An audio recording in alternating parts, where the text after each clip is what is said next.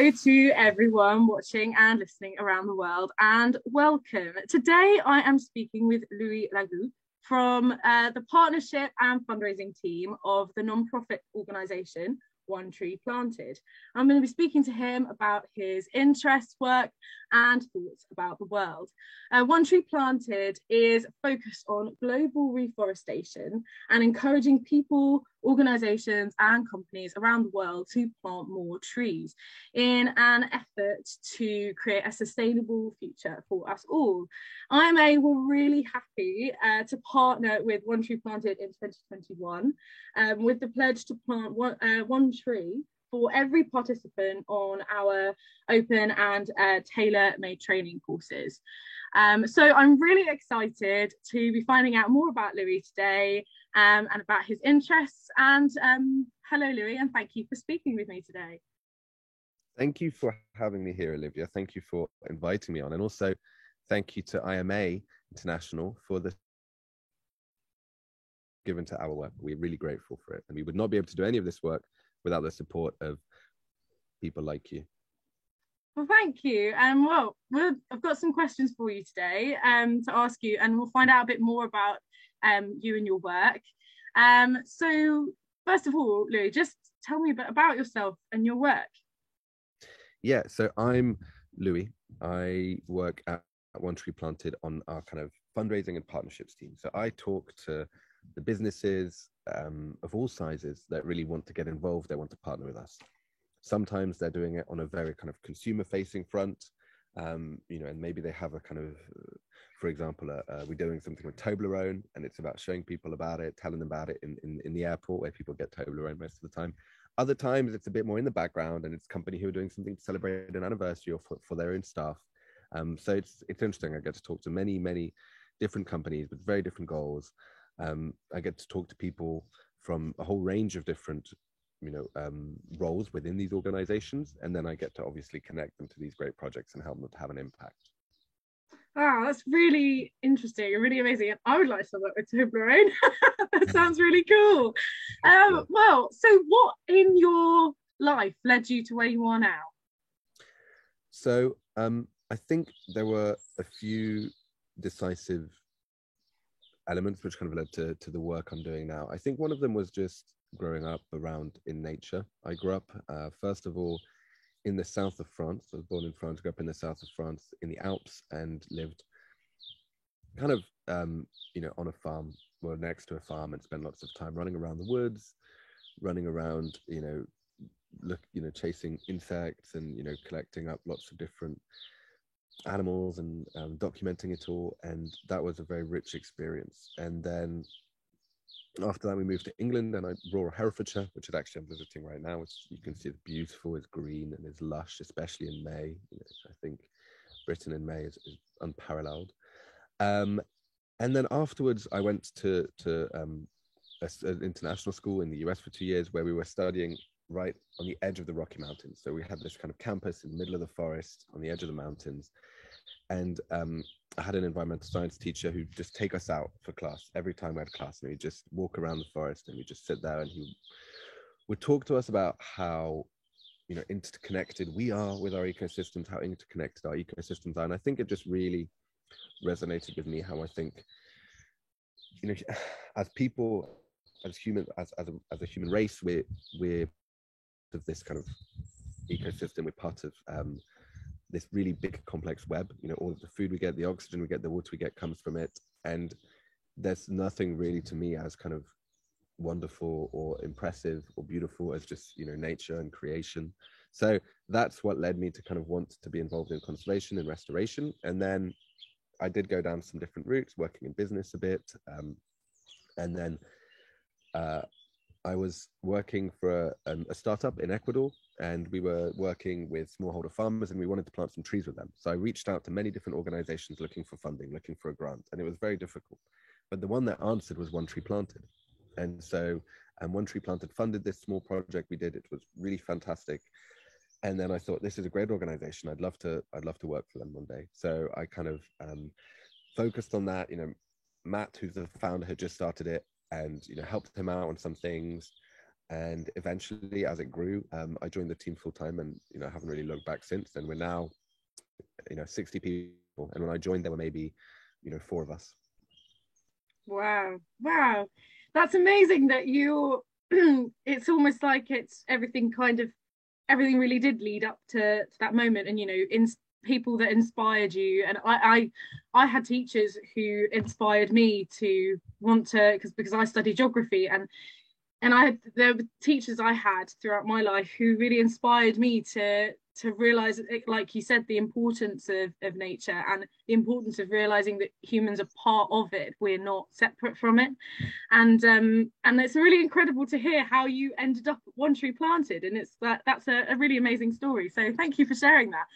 And so I guess you've talked about nature inspiring you and people inspiring you to getting to where you are. So what are you inspired by besides that? Anything else? So I'm really inspired by I think just the complexity and the kind of wonder which I feel every day when I kind of learn more about everything about our ecosystems, about, for example, even some things such as soil, about all of this. And we never really think about soil, but soil degradation is a huge problem, and just we're dependent on as a people on basically just a very thin layer, a few inches of topsoil, which is where we grow almost all the food we eat. And when you hear about soil and you hear about how amazing it is, all the microbes, everything working together, we hear about how trees communicate through their roots. I'm really inspired by the wonders of nature. I'm also inspired by the work of people who put conserving nature and bettering their communities before any kind of personal financial gain or fame or anything else. They really just want to make the world a better place, and they're starting and looking around them at their communities and improving them on a daily basis. And that's really what I'm inspired by, is people who do that with those very, I feel, noble goals, rather than just wanting to be in a certain list of these people under this age, or making a lot of money, and are really just wanting to leave, I think, what is the greatest legacy we can leave, which is leaving our landscapes, our ecosystems, and our communities better than they were before. Absolutely, and leaving them for future generations as well, and not just thinking in terms of who is around currently and who is on this planet now. And that's a really humbling inspiration. I think that's really incredible. So what are you passionate about in your work? Because you do all sorts of things with One Tree Planted, so it'd be really interesting to hear about that. I'm really passionate and interested in I think everything which ecosystems can do for us, and everything which ecosystems can do to address some of the problems we have. I think sometimes it's amazing what ecological restoration can do. And for example, what makes me very passionate is something such as rewilding landscapes in the UK. And rewilding essentially means helping landscapes to return to a state where they are wild and self-regulating, and there is not as much human pressure and human management of the land. So one example, for example, is the uphills and uplands of Scotland and Wales, which are kind of, there's a lot of grazing animals, and we see it as very short grass grazed by many sheep, and that has caused a lot of problems. That traditionally and historically, these landscapes were covered in a mix of forests and clearings and meadows and wetlands, and now it's all just basically kind of like having a lawnmower pass over it every day, and it's kind of preventing everything from growing. So rewilding is very interesting, and it's how can we restore these landscapes, sometimes reintroducing certain keystone species such as beavers that can really create whole new habitats. And that makes me really passionate, because the knock-on effects of that are incredible. You get increased biodiversity. Introducing beavers can help flood mitigation because they slow water down.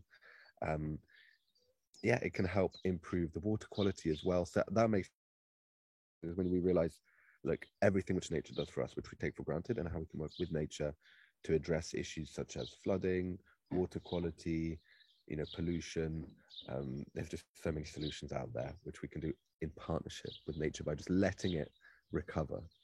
I really think that as humans, we really do we take so much for granted with nature and just how it functions on its own. And absolutely, I think you're right, and we need to do more to help it to get back to its original state and its natural state rather than its human controlled state, which is how most parts of nature that like lawns and parks and things like that, it's just not, it's important that we have wild parts of nature. So absolutely, I think that's really interesting. And where and or when in your career have you learnt the most, do you think? I think early stages is always, you know, in a career is always a focal point of learning. I feel, you know, when you begin a job, you learn a lot. So it's always been, I feel, when I've learned the most has been when I've started out somewhere different and somewhere new, doing something different. So after university, I did go work in Ecuador in a kind of social impact startup for a few months, for about actually the best part of a year. And there I learned a lot because it was also just not just a work setting, but, you know, it was learning a new language. It was being in that different context. It was working in a kind of social enterprise, which I'd never done before. So I learned an awful lot, some of which was, you know, had professional applications, but some of which was just about living in a different country, about the culture, about meeting people, about, just the adventure that life can be sometimes. So that for me was kind of a highlight. And also, you know, when you're kind of out of uni and it's a big adventure and you're the other side of the world, it's all very exciting.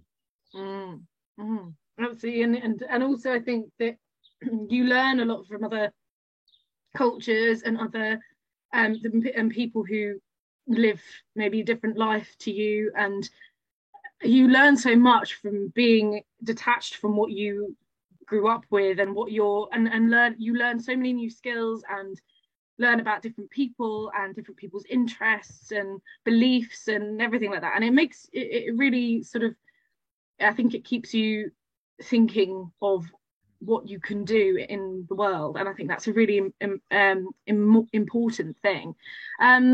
So you talked about those parts of your work and how you learned from them, but what are the highlights of your work so far?